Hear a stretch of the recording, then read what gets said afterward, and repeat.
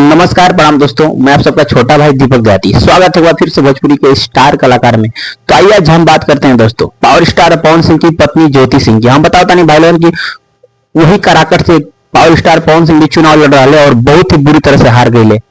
काराकट से निर्दलीय लड़ रहे पावर स्टार पवन सिंह वो भी हार गए और काराकट से उनका पत्नी ज्योति सिंह भी लड़ रही वो भी हार गई बहुत ही बुरी तरह से। हम बताता नहीं भाई लोगन की पावर स्टार पवन सिंह के प्रचार में पावर स्टार पवन सिंह की पत्नी गई रही और अचारा पसार के भीख मंगले रही अपना पति खाती।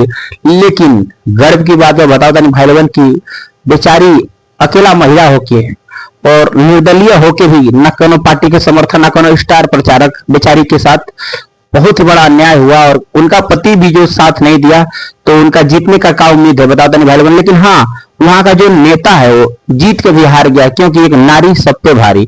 नारी इतना अकेला मेहनत करने के बाद भी बेचारी हार जाती है। लेकिन हाँ, ये बात जब पावर स्टार पवन सिंह के पता चल भाई लोगन तो बताओ तानी कि पावर स्टार पवन सिंह से कोई पूछल कि ज्योति सिंह हार गई काराकट से तक क्या विचार है आपका, तो बताओ तानी भाई लोगन पावर स्टार पवन सिंह दिलेर आदमी है और दिल का राजा आदमी है। सच बताओ तानी भाई लोगन की पावर स्टार पवन सिंह के आंख भावुक हो गई और आंख में आंसू आ गए और एकदम चेहरा पर उदासी छा गई। कहां से कि भाई लोगन दुख उतने होला कहां से कि पावर स्टार पवन सिंह भी हारा रहे तो ज्योति सिंह के दुख भल रहे और ज्योति सिंह भी हारली तो पावर स्टार पवन सिंह एकदम दिल से दुख भइल। तो हमके लगा था कि कुछ मैटर सुलझ जाई, पावर स्टार पवन सिंह हो सके तो ज्योति सिंह के साथ निभावा और जिंदगी भर साथ दो भाई लोगन। तो आप सबके क्या लगा था भाई लोगन की पावर स्टार पवन सिंह दोबारा संगे जा सकेला ज्योति सिंह के कि ना जा सकेला? अगर जा सकेला भाई लोगन तो आप लोग कमेंट में हाँ लिखिए, अगर ना जा सके ना तो ना लिखिए।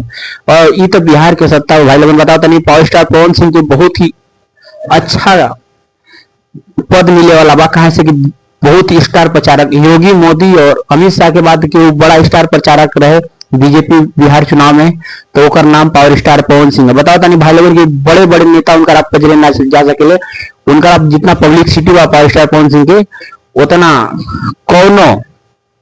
कौनो नेता ना बिहार के बटोर सकेला। कहां से बताओ तानी भाई लोगन की बिहार के आन बान शान आरा जिला के पावर स्टार पवन सिंह है और होके के भी चाहिए। तो आसान उम्मीद करता नहीं भाई लोगन कि आप सबको हमारी वीडियो बहुत ही पसंद आई। अगर पसंद आई तो लाइक करिए, कमेंट करिए, शेयर करिए, सब्सक्राइब करके हमारे चैनल के जरूर समर्थन करिए। धन्यवाद भाई लोगन। जय जय उत्तर प्रदेश, जय जय बिहार।